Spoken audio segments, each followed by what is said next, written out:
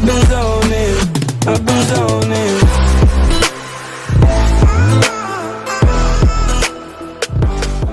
What's going on, guys? Welcome back to the channel. Today I'm going to be showing you a full partner winger training session. This can also be used for fullbacks, pretty much any type of outside player, wing back, winger, left back, right back, etc. Let's go ahead and jump right on into it. So for the first exercise right here, it's going to be a little partner passing drill where you're kind of backpedaling, taking a touch across the cone, and then coming in for a 1-2. So you're probably asking me, well, why is this specific for a wide player, right? So I think that wide players do a lot of backpedaling and shuffling forwards and backwards on the wings to help provide width for teams. And so if you really think about it, wide players do provide the width, so they will be doing a lot of backpedaling, coming inside, going outside, and etc. to kind of help to provide the width, but also that's the kind of movement that you're going to see if you're a wide player. You're going to be doing as a wide player. So we did about 3 rounds of this one. Going back and forth is equal to 1 round, 3 rounds, and the rest was pretty much just the amount of time that our partner took to do it. And before I jump into the next exercise right here, I just want to give a shout out to Simon over at prolific.soccer on Instagram, or Prolific Soccer if you're checking him out on YouTube. So I would definitely check out his channel if you haven't already. So now for this one, we're just doing a simple 1-2,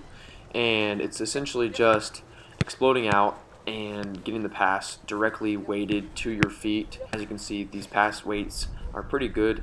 That one is probably the best one. Just kind of trying to break a line with the pass. It's pretty plain and simple.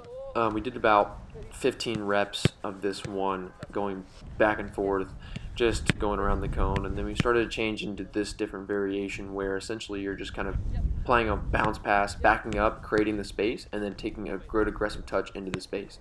So if you ever see like wide players, defenders, wingers will definitely bounce, open up, and then break into the space with their first touch to kind of beat a line and to open up crossing opportunities for themselves. So now the next one here is going to be just a simple ping out to the winger or wide player, and then you're just going to take a good aggressive touch forward, either cross in if you're doing an early cross, or you can actually attack a cone, a marker, a shoe, whatever you have, and kind of just pretend like it's a defender and then beat them and then cross. You can go to the byline, to the end line, and then cross back. You can get creative with these crosses because obviously you're going to be crossing from different places with different angles using different techniques, right? So you're just kind of getting comfortable with crossing the ball in different scenarios. This is one that wide players see a lot of realistic movement in the attack right here. And we did about 3 rounds on each side. So on the left, I crossed 3 rounds of all the balls, and then I went into the middle and then finished. And then we went to the right side and did the same thing. The rest, like I said before, was pretty much just us gathering the balls up after we had crossed them. Now the next one here and the last one is going to be a simple finishing exercise where you're playing 1 touches in the middle of these 2 cones, and then the partner either calls 1 or 2. A little bit of reactive work here. Obviously, as a winger or a wide fullback, you're reacting to a couple different things that go on in the game as per any other position on the field. And so you do 1 or 2. 1 is left, right is 2. You check to the side, play a 1-touch pass, back up, play the pass into the gap, and then take a touch across. Play an aggressive ball in as a 1-2, break a line, take a good aggressive touch forward, finish. You're seeing all this stuff right here. You can see the examples I'm putting up on the screen. We did about 2 rounds of this using all the balls. It was about 10 balls that we had. I would definitely recommend to do between 8 to 10 reps of this one without really resting. Last but not least here, I posted this on Instagram the other day. If you haven't already, check out my Instagram, then definitely do. I post a whole bunch of training content on the daily, every single day. Literally every single day I post training content. It's at nonstop.progress on Instagram. I'll throw it up on the screen here so you can see it. Definitely check that out if you haven't already. But anyways, this is the last drill of the whole entire training session. We did about probably 10 reps of this one, maybe 15 reps of this one, back to back to back to back to back. So literally after I finish the first one, I take about 10-15 seconds break and then go right on to the next rep of this one. And it's really intense. Essentially you start here and then you're dribbling, you're turning, you're stopping the ball, then you sprint out to the next cone, sprint back,